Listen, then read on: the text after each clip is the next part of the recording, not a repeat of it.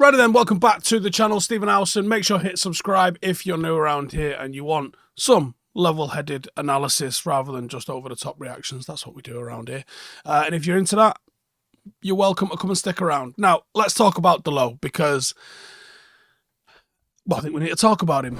I think there's been some obvious changes in the way Dalot has been treated in recent weeks and months by Ten Hag. And the more you think about it, the more this becomes obvious. We've seen Wan-Bissaka and Victor Lindelof, who have, obviously both played right back in their time, moved over to left back ahead of a guy that came through as a left back.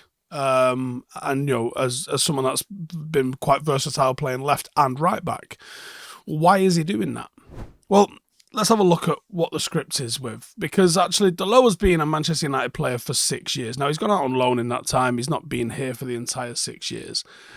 But like all the United players at the moment, he's had a bit of a melting pot of experiences. Mourinho, Ole, Carrick, Rangnick, and now Ten Hag. He is a modern-day fullback, one that's often played in a disjointed team, and that can really have a negative impact on the performances of him. But at the moment, he's established himself as quite a key player, I think. Now, Ten Hag recently spoke about Dalot, and he says, everybody gets criticism, but he is a fantastic player who is developing very well.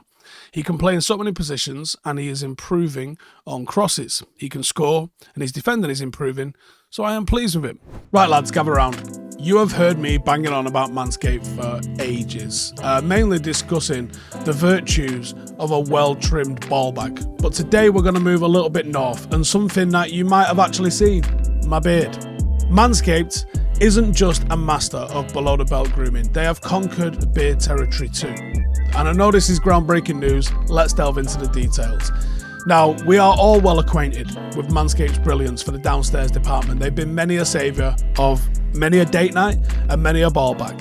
And you know the Lawnmower 4.0 by now. I'm not going to tell you about any of the features for it, because if you don't know them, then you're never going to know them, right? It's a certified hero for the nether regions.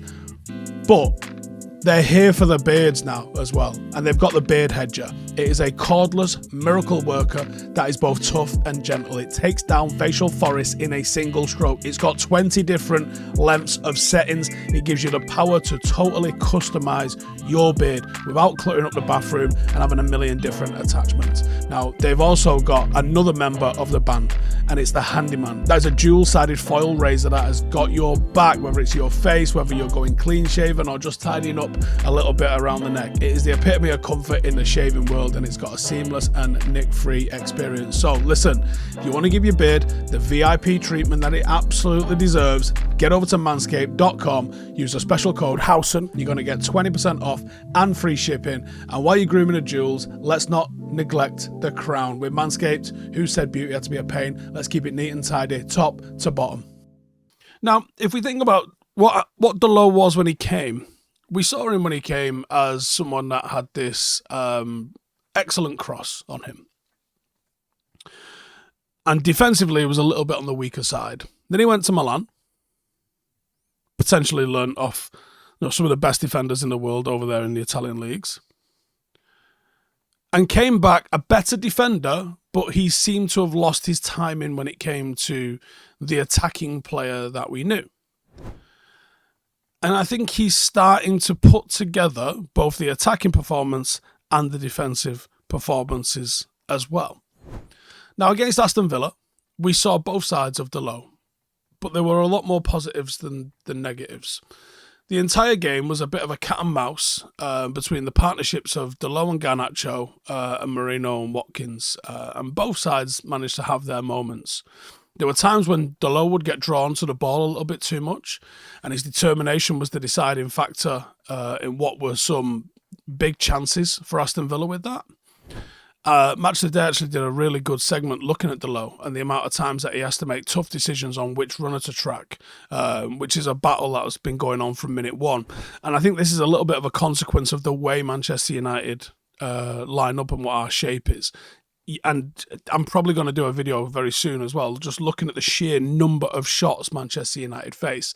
And again, structurally, this isn't necessarily down to the individuals. It's down to the structure and the makeup of what we're trying to do as a team. But anyway, there was also a bit of an overall cleverness from Dalot as well, which often gets lost or unrewarded in a game as chaotic as it was against Aston Villa.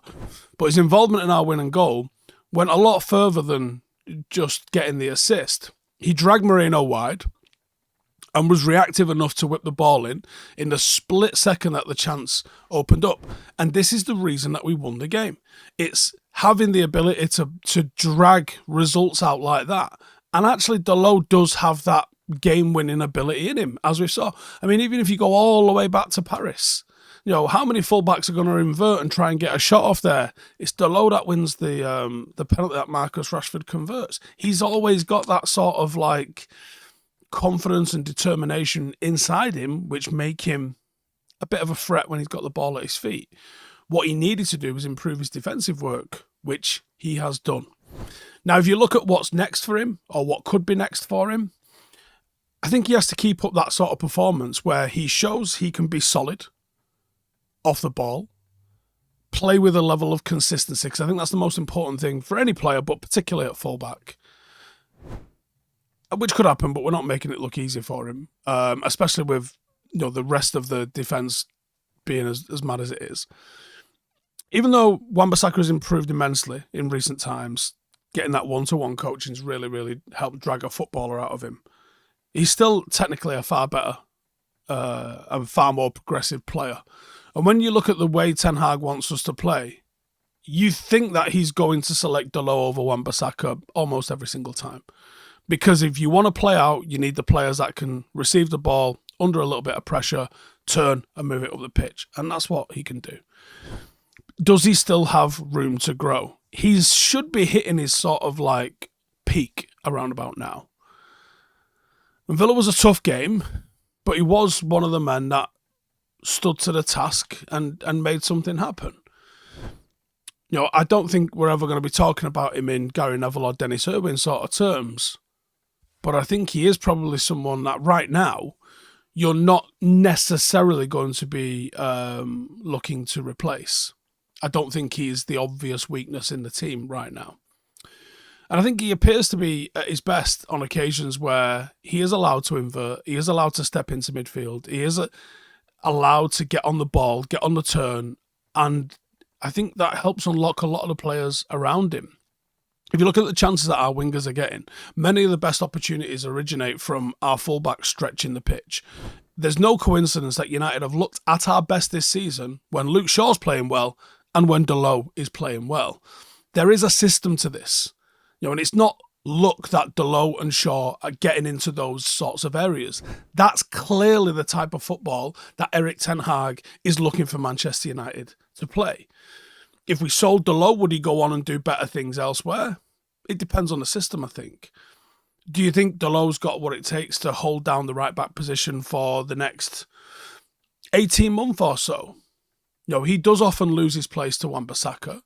So there's still clearly some questions that Erik Ten Hag has about him. But I don't think he's the obvious weak link in the squad. And you don't necessarily improve a squad by stretching the top end of it.